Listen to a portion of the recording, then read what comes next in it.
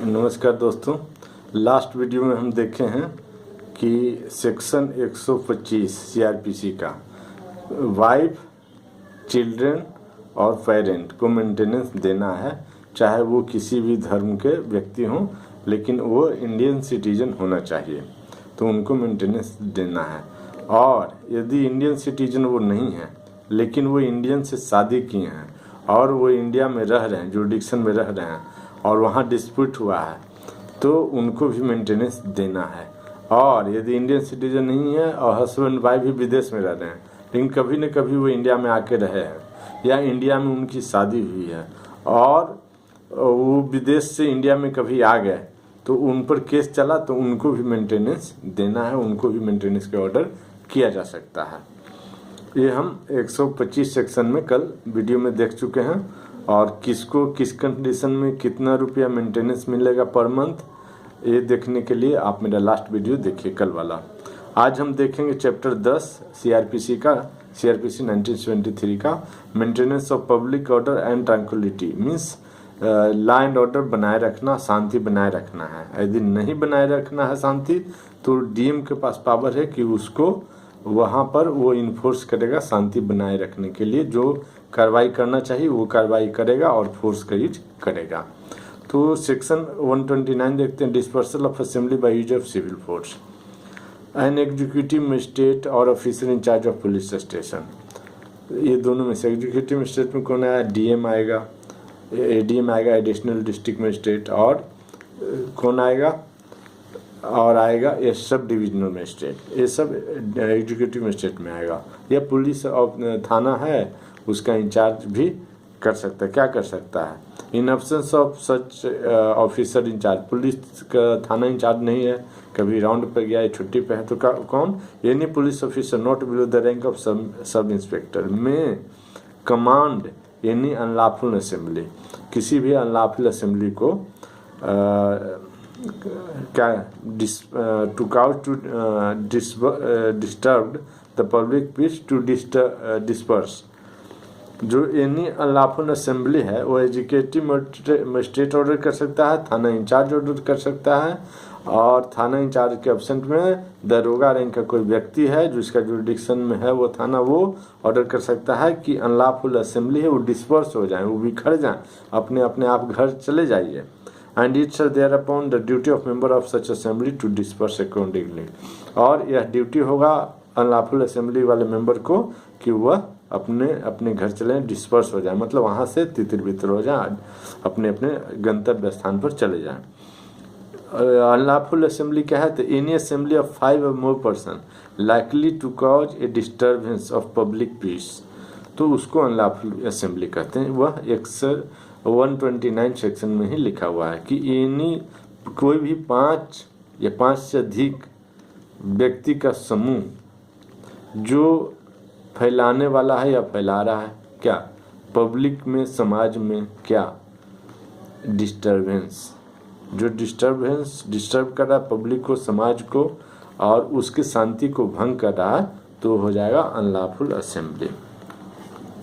अब unlawful assembly के साथ दोस्तों, और उसको डिस्पर्स अपने अपने घर के लिए चले जाने को कहते हैं। जब भी मीन्स क्या होता है कि पीस या शांति को अनलॉफुल असेंबली या तो भंग कर रहा है या भंग करने वाला है।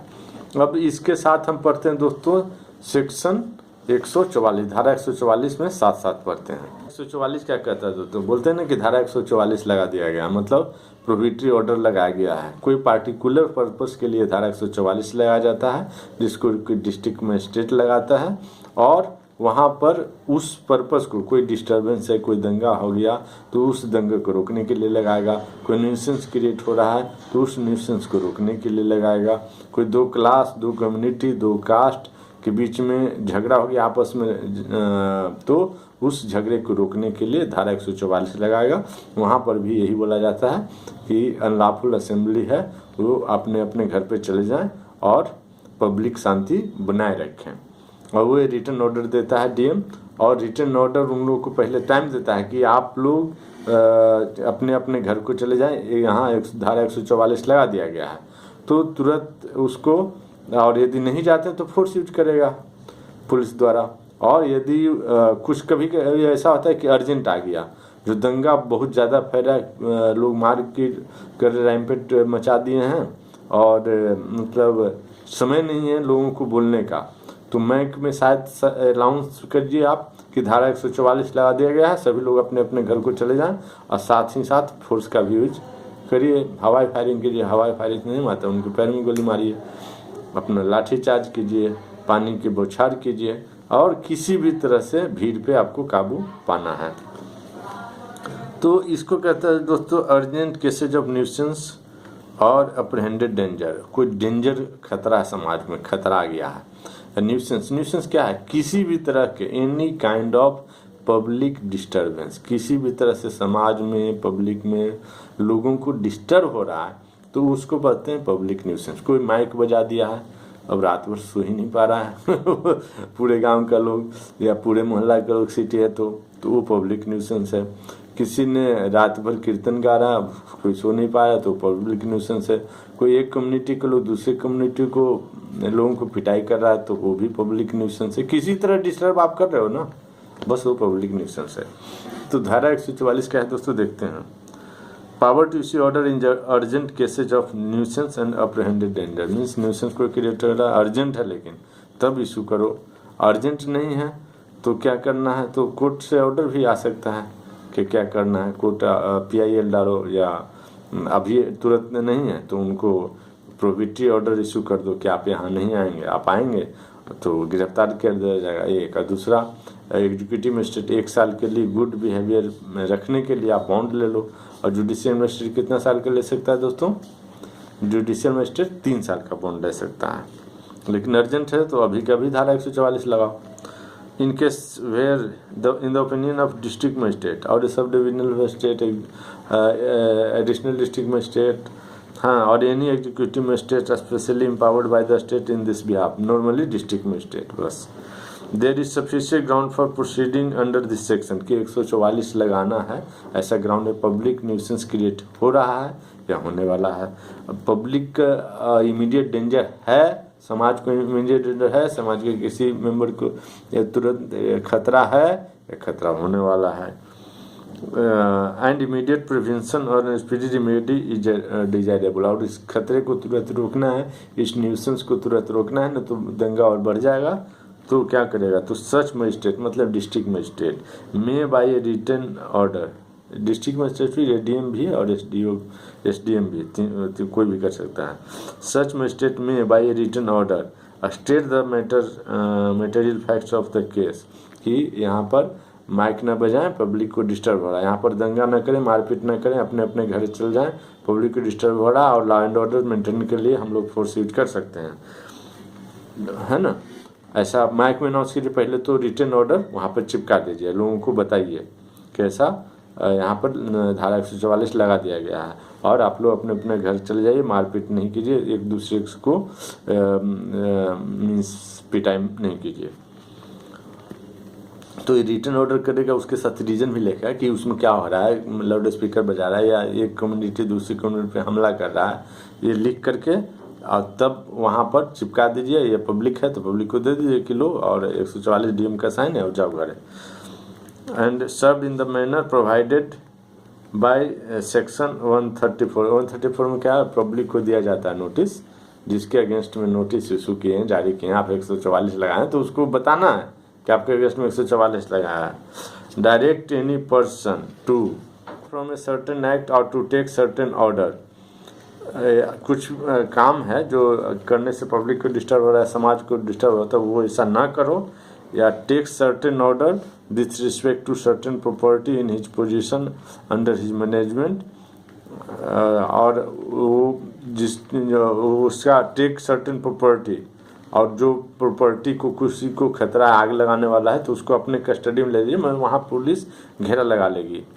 If such magistrate consider that such direction is likely to prevent, attend, obstruct, annoyance, injury any person lawfully enjoyed, or danger to human life, health, safety, or disturbance of public tranquility or right, और मतलब ऐसा order issue करना है, ऐसा force use करने से क्या होगा कि रोका जा सकता है नुआंस, इंजूरी, पर्सन को डेंजर, हेल्थ का डेंजर, लाइफ का डेंजर, पब्लिक का सेफ्टी, समाज का डिस्टर्बेंस, राइट रोका जा सकता है, एफ्रे रोका जा सकता है। तो उसके एफ्रे क्या होता है? अनलॉफुल असेंबली, 5 या 5 लोग दंगा करते तो एफ्रे है, और 2 लोग यदि करते हैं डिस्टर्बेंस तो वो राइट है। तो यहाँ हम लोग समझते हैं उल्टा, लेकिन ऐसा नहीं है। 5 लोग या 5 से अधिक लोग करेंगे तो एफ्रे है, 2 लोग करेंगे तो दंगा है। तो ये है धारा 144। तो धारा 144 में ही अनलॉफुल असेंबली को डिस्पर्स होने का ऑर्डर दिया जाता है। अब देखते हैं दोस्तों, धारा 144 आप लगा दिए, फिर सेक्शन 129 के तहत dispersal of assembly by use of civil force किए। सिविल फोर्स मतलब अब बोली कि सभी लोग भाग जाओ और नहीं तो गोली मार दिया जाएगा, सभी लोग चले जाओ नहीं तो डंडे मारे जाएंगे, सभी लोग चले जाओ नहीं तो पानी के बौछार कर दिया जाएगा, और पानी के बौछार सचमुच में कर भी दीजिए। ये सिविल फोर्स हो गया। और दूसरा सिविल फोर्स नहीं भागा तो use of arm forces to disperse assembly. Police भी फोर्स यूज करती है तो सिविल फोर्स ही है, लेकिन आर्म फोर्सेज यूज करता है तो सिविल फोर्स नहीं, आर्म फोर्सेज कर रहा है फोर्स यूज, तो सिविल फोर्स नहीं है, मिलिट्री यूज हो गया। If any such assembly cannot be otherwise dispersed and it is necessary for public security that it should be dispersed, the executive magistrate of the highest rank who is present may cause it to disperse by the armed forces. यदि civil police से दंगा नहीं रुक रहा है, police से दंगा नहीं रुक, क्यों?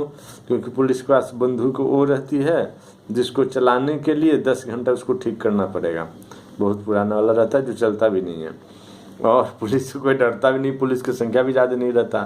अब 10 इस थाना में, 10-20 उस थाना में, तो अब मंगाते रहो। लेकिन मिलिट्री वाला एक जगह पे 4000-5000 रहेंगे, तुरंत आ जाएंगे, अपना फायरिंग वायरिंग करेंगे, फोर्स यूज करेंगे, तो फिर तब जाकर के क्राउड कंट्रोल में आएगा। अनलॉफुल असेंबली है वो कंट्रोल में आएगा। तो इसलिए पहले 129 में सिविल फोर्स यूज करो, मतलब पानी के बौछारे करो, और पुलिस का यूज करो। अब नहीं हो रहा है, पुलिस से नहीं जा रहा है तो सिविल फोर्स से नहीं हो रहा नहीं, तो अब आर्म फोर्सेज का यूज करो। आर्म फोर्सेज से भी नहीं जा रहा तो वैसे क्या थोड़े शूट एंड साइड का ऑर्डर दो। आर्म फोर्सेज से असेंबली डिस्पर्स नहीं हो रहा है तो शूट एट साइड, मतलब देखते ही गोली मारने का ऑर्डर दे दो। उसके बाद देखते हैं दोस्तों section 131, power of certain armed forces officer to disperse assembly when the public security is manifested in danger by such assembly and no executive magistrate can be communicated with any commissioned or gazetted officer of the armed forces may disperse such assembly with help of armed forces under his command। कह रहा है कि when the public security is in danger, public security क्या है, danger में है किसी unlawful assembly द्वारा, और no executive magistrate can be communicated, और कोई भी एग्जीक्यूटिव मजिस्ट्रेट ने उसको बताया नहीं। किसको नहीं बताया? जो ऑफिसर इंचार्ज मिलिट्री का है, कमीशन अफसर है, उसको नहीं बताया। ठीक है, आर्म फोर्सेज के इंचार्ज यानी कमीशन अफसर रहता है, उसको नहीं बताया। तब भी वो में disperse such assembly with help of arm forces, तो अपने फोर्स के द्वारा वो अनलॉफुल असेंबली को डिस्पर्स कर सकता है ना। And may arrest and confine any person forming part of it, और जो अनलॉफुल असेंबली के जो मेंबर हैं उनको अरेस्ट कर सकता है, लेकिन अरेस्ट करके मिलिट्री स्टेशन दानापुर या क्या बोलते हैं पिंपरी चिंचवाड़ वहाँ नहीं लेके चला जाना है, अरेस्ट करके उसको पुलिस को हैंड ओवर करना है।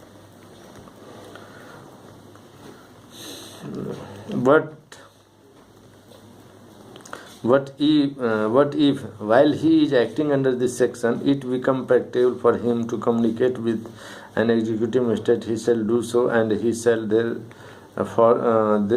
thenceforward obey the instruction of the magistrate as to whether he shall or shall not continue such action।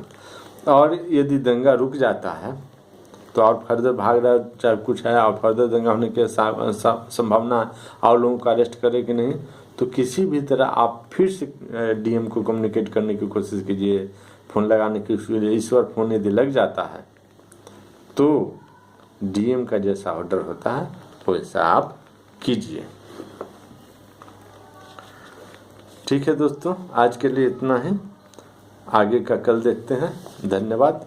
आप हमारे वीडियो को देखिए और यूजफुल है और लाभ सबके लिए ज़रूरी होता है, चाहे दुनिया में कोई भी व्यक्ति हो, सबका काम आता है। और देखिए, इसको समझिए, अपने दैनिक जीवन के यूज में लाइए। आपके घर में, परिवार में, पड़ोस में, ज़मीन से संबंधित या कोई भी चल अचल से संबंधित कोई विवाद हो तो आप क्वेश्चन पूछ सकते हैं और कमेंट द्वारा मैं आंसर दूंगा। धन्यवाद।